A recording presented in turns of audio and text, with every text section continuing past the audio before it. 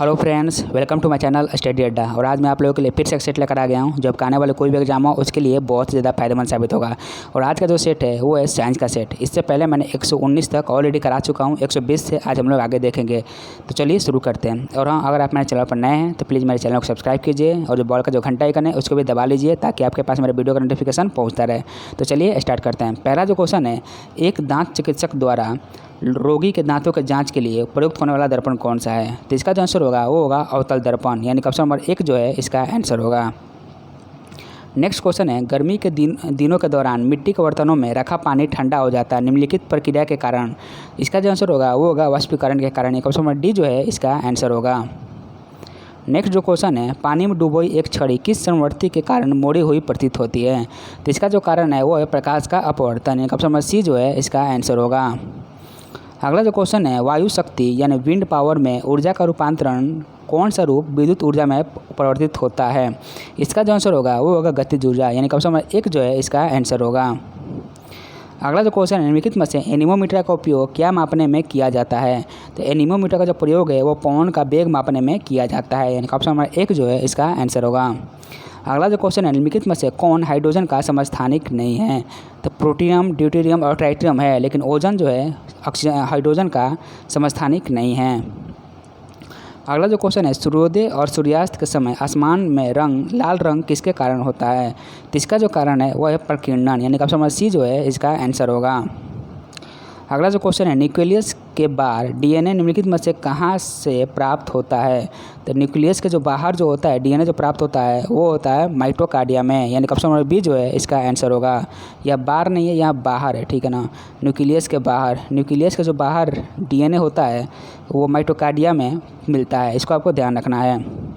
अगला जो क्वेश्चन है, तरल ताल वास्तविक गहराई से कम गहरा दिखाई देता है, इसका कारण है? इसका जो कारण है वो है प्रकाश का अपवर्तन, यानी ऑप्शन नंबर 1 जो है इसका आंसर होगा। अगला जो क्वेश्चन है, निम्नलिखित में से किसके उपस्थिति के कारण जंतु कोशिका और पादप कोशिका में अंतर पाया जाता है? तो इसका जो कारण होगा यहाँ पर 2 भी हो सकता है, कोशिका भित्ति भी होता है और क्लोरोप्लास्ट भी होता है, यानी कि क्लोरोप्लास्ट और कोशिका भित्ति ये दोनों पादप कोशिका में मिलता है, लेकिन जंतु कोशिका में यह नहीं पाया जाता है। अगला जो क्वेश्चन है, कीटभक्षी पौधे किस मृदा में उगते हैं जिसमें उनकी कमी रहती है? इसका जो आंसर होगा वो होगा ऑप्शन नंबर सी नाइट्रोजन, ये नाइट्रोजन की कमी जिस मृदा में रहती है वहीं पर कीटभक्षी पौधे जो है वो उगते हैं। अगला जो क्वेश्चन है, निम्नलिखित में से कौन सी गैस दांत उखाड़ने में उपयोगी है? इसका जो आंसर होगा वो होगा option number B nitrogen oxide, इसको आपको ध्यान रखना है। अगला जो क्वेश्चन है, ऑक्टेन संख्या किसकी गुणवत्ता का मापन करती है? तो इसका जो आंसर होगा वो होगा पेट्रोल की, यानी ऑप्शन नंबर बी जो है इसका आंसर होगा। नेक्स्ट जो क्वेश्चन है, हवाई जहाज की यात्रा करते समय पेन से स्याही क्यों निकलने लगती है? तो इसका जो कारण है वो है वायुमंडलीय दाब में कमी के कारण, यानी ऑप्शन नंबर सी जो है इसका आंसर होगा। अगला जो क्वेश्चन है, ग्लोबल वार्मिंग के लिए उत्तरदायी गैस कौन सी है? तो इसका जो उत्तरदायी गैस है वो है कार्बन डाइऑक्साइड, यानी ऑप्शन नंबर 1 जो है इसका आंसर होगा। सबसे जहरीला गैस होता है वो होता है कार्बन मोनोऑक्साइड, ये भी आप ध्यान रखेंगे। अगला जो क्वेश्चन है, निम्नलिखित में से कौन सी गैस वायु को सबसे अधिक प्रदूषित करती है? तो इसका आंसर हो जाएगा carbon monoxide, option number B जो है इसका आंसर होगा। अगला जो क्वेश्चन है, लाल रक्त कणिकाएं किस नाम से जानी जाती है? इसका जो आंसर होगा वो होगा ऑप्शन नंबर सी एरिथ्रोसाइट, और ये क्वेश्चन ग्रुप डी में बहुत बार रिपीटेड क्वेश्चन है, तो इसको आपको ध्यान रखना है। अगला जो क्वेश्चन है, हाइड्रोजन के रेडियो सक्रिय समस्थानिक किसे कहते हैं? इसका जो आंसर होगा वो होगा ऑप्शन नंबर डी टाइटियम को, और ये भी क्वेश्चन ग्रुप डी में बहुत बार आया हुआ है, इसको आपको ध्यान रखना है। नेक्स्ट जो क्वेश्चन है, मानव शरीर में हीमोग्लोबिन का कार्य क्या होता है? तो इनका कार्य क्या होता है? ऑक्सीजन का परिवहन करना, ऑप्शन नंबर 1 जो है इसका आंसर होगा। नेक्स्ट क्वेश्चन है, वो कौन सा मूल तत्व है जो सभी जैविक यौगिक में उपस्थित होता है? तो इसका जो आंसर होगा वो होगा ऑप्शन नंबर 1, यानी कार्बन। कार्बन हमेशा हर किसी यौगिक में उपस्थित होता है, इसको आपको ध्यान रखना है। अगला जो क्वेश्चन है, निम्नलिखित में से कौन सी गैस दांत उखाड़ने में उपयोगी होती है? तो इसका जो आंसर होगा वो होगा option number B nitrogen dioxide, option number B जो है इसका आंसर होगा। अगला जो क्वेश्चन है, किसी बिलियन का पीएच मान अगर 7 से कम हो तो बिलियन होगा। जिसका पीएच मान 7 से कम होता है वो होता है अम्लीय, और जिसका 7 से अधिक होता है उसको हम लोग बोलते हैं क्षारीय, ये भी आप ध्यान रखेंगे। नेक्स्ट क्वेश्चन है, हीमोग्लोबिन क्या होता है? इसका जो आंसर होगा वो होगा ऑप्शन नंबर ए एक प्रोटीन होता है। नेक्स्ट जो क्वेश्चन है, कोशिका के अंदर ऊर्जा का निर्माण किसके द्वारा होता है? इसका जो आंसर होगा वो होगा माइटोकार्डिया के द्वारा। माइटोकार्डिया को कोशिका का शक्ति गृह बोला जाता है, इसको भी आप ध्यान रखेंगे। अगला जो क्वेश्चन है, निम्नलिखित में से किसके द्वारा पैदा किया जाता है? तो क्या पैदा किया जाता है, यहाँ पर मिस प्रिंटिंग क्वेश्चन इसको छोड़ दीजिए क्योंकि इसमें मैंने मिस प्रिंट कर दिया है, तो इसको छोड़ दीजिए। अगला जो क्वेश्चन है, शरीर का कौन सा अंग रक्त का शुद्धिकरण करता है, इसका जो आंसर होगा वो होगा फेफड़ा, यानी ऑप्शन नंबर सी जो है इसका आंसर होगा। अगला जो क्वेश्चन है, निम्नलिखित में से कौन सी ग्रंथि वृद्धावस्था में लुप्त हो जाती है, तो इसका जो आंसर होगा वो होगा थाइमस ग्रंथि। और ये क्वेश्चन जेई में आया हुआ था, इसको आपको ध्यान रखना है। मेरा जो भी क्वेश्चन है सब एग्जाम बेस्ड क्वेश्चन है, ऐसे ही क्वेश्चन आपको एग्जाम में देखने को मिलेंगे, तो बस मेरे वीडियो को ध्यान से देखिए। अगला जो क्वेश्चन है, कौन सा विटामिन गर्म करने पर नष्ट हो जाती है, तो इसका जो आंसर होगा वो होगा विटामिन सी। नेक्स्ट जो क्वेश्चन है, निम्नलिखित में से वायुमंडल में उपस्थित ओजोन पर अवशोषित करती है, तो किसका अवशोषित करती है, तो ये करती है ऑप्शन नंबर सी अल्ट्रावायलेट किरणों की, यानी ऑप्शन नंबर सी जो है इसका आंसर होगा।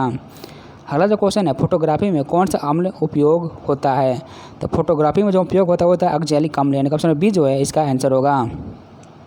अगला जो क्वेश्चन निम्नलिखित में से किसकी वेधन क्षमता सबसे अधिक होती है, तो सबसे वेधन क्षमता अधिक होती है उसको होती है गामा किरणों के, और सबसे अधिक आयनन क्षमता पूछ देगा तो वो होती है अल्फा किरणें की, ये भी आप ध्यान रखेंगे। अगला जो क्वेश्चन, इंसुलिन की कमी के कारण होने वाला रोग कौन सा है, तो इसका जो रोग होता है डायबिटीज़ होता है, इसको आपको ध्यान रखना है। और इंसुलिन का जो स्राव होता है वो होता है अग्नाशय से, ये भी आप ध्यान रखेंगे। अगला क्वेश्चन है, रासायनिक रूप से मिल्क ऑफ मैग्नीशिया क्या होता है, तो मिल्क ऑफ मैग्नीशिया होता है मैग्नीशियम हाइड्रोक्साइड, इसका फॉर्मूला होता है MgOH होल ट्वाइस, ये आप ध्यान रखेंगे। चलिए अगला क्वेश्चन देखते हैं। अगला जो क्वेश्चन है, दूध प्रोटीन को पचाने वाला एंजाइम कौन सा होता है, तो इसका जो आंसर होगा वो होगा रेनिन, इसको आपको ध्यान रखना, ऑप्शन नंबर सी जो है इसका आंसर होगा। अगला जो क्वेश्चन है, निम्नलिखित में से मानव रेटिना पर बना प्रतिबिंब कैसा होता है, तो वास्तविक और उल्टा बनता है मानव रेटिना पर जो प्रतिबिंब बनता है, ऑप्शन नंबर बी जो है इसका आंसर होगा। अगला जो क्वेश्चन है, निम्नलिखित में से कौकों का अध्ययन क्या कहलाता है, तो कौकों का अध्ययन बोलते हैं हम लोग माइकोलॉजी, इसको आपको ध्यान रखना है। सवाल का अध्ययन बोला जाता है फाइकोलॉजी।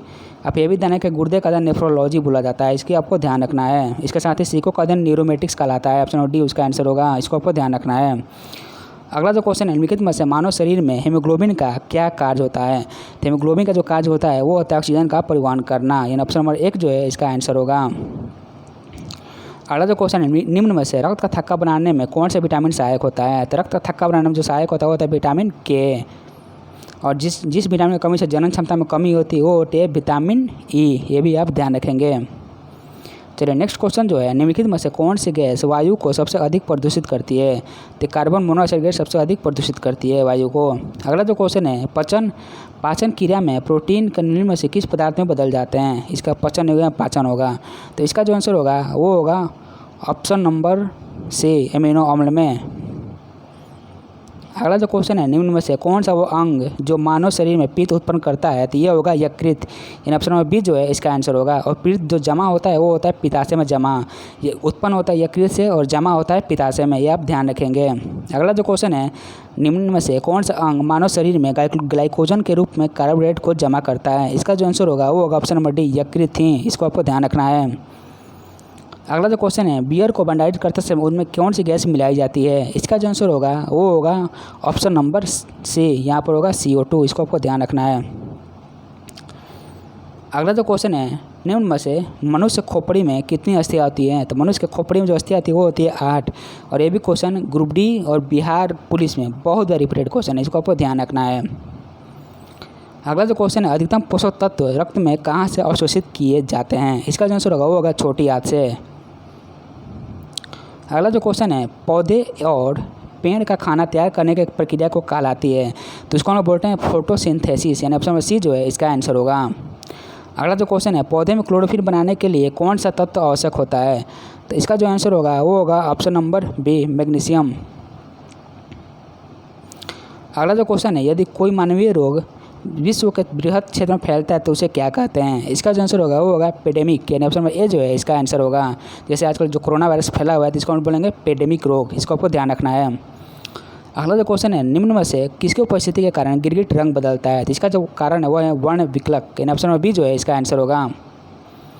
अगला जो क्वेश्चन है, जो मनुष्य यह नहीं समझ पाता है कि कब उसे भोजन करना रोक देना चाहिए, वो किससे पीड़ित है, इसका जो आंसर होगा वो होगा ऑप्शन नंबर ए बुलिमिया से, इसको आपको ध्यान रखना है। अगला जो क्वेश्चन है, निम्न में से अस्थियाँ और पेशियों को आपस में कौन जोड़ता है, इसका जो आंसर होगा वो होगा ऑप्शन नंबर बी लिगामेंट जोड़ता है। और अस्थियों से अस्थियों को जोड़ता है टेंडन, ये भी आप ध्यान रखेंगे। नहीं, अस्थियों और पेशियों को जोड़ता है लिगामेंट, इसको आपको ध्यान रखना है। और ये था आज का मेरा लास्ट क्वेश्चन। आई होप आप लोगों को मेरा वीडियो पसंद आया होगा, तो मेरे वीडियो को लाइक कीजिए, मेरे चैनल को सब्सक्राइब कीजिए और मिलते हैं नेक्स्ट वीडियो में। Thank you.